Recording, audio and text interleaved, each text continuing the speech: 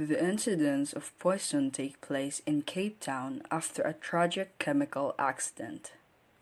Lynn, the protagonist, is among the last people to leave the city as she finds herself stranded at an abandoned highway gas station.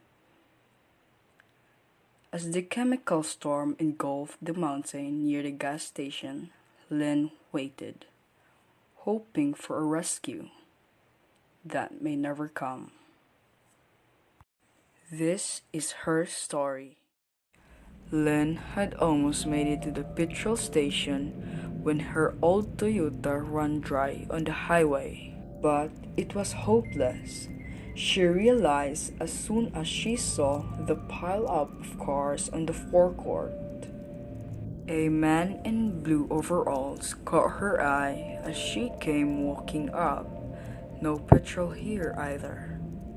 There were stranded people, sitting in their cars or leaning against them. They glanced at her without expression before turning their eyes again towards the distant city. Then a minibus taxied off to one side. A few travelers sat stiffly, bags on laps. Everyone was quiet, staring down the highway back at what they'd all been driving away from. An oily cloud hung over Cape Town, concealing Devil's Peak. It might have been a summer fire, except it was so black, so large. Even as they watched, it boiled up taller and taller into the sky, a plume twice as high as the mountain, leaning towards them like an evil genie.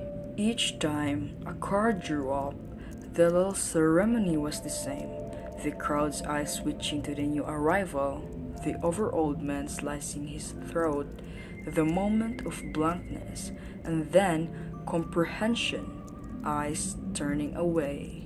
Some drivers just stood there, looking accusingly at the petrol pumps. Others got back into their cars and sat for a while with their hands on the steering wheels, waiting for someone to come for them.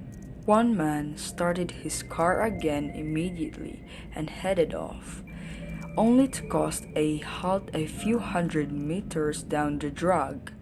He didn't even bother to pull off onto the shoulder. Another car came in, pushed by three sweaty black men. They left the vehicle standing in the road and came closer, exchanging brief words with the petrol attendants. Their forearms were pumped from exertion, and they stood for a while with their hands hanging at their sides. There was no traffic at all going into the city. Over the previous 2 days, TV news had shown pictures of the N1 and N2 job packed for 50 kilometers out of town. It had taken a day for most people to realize the seriousness of the explosion. Then, everybody who could get out had done so. Now, Lynn supposed lack of petrol was trapping people in town.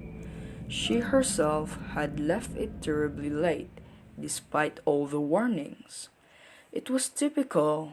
She struggled to get things together. The first night, she'd got drunk with her friends. They'd sat up late, wrapped in front of the TV, watching the unfolding news. The second night, she'd done the same, by herself.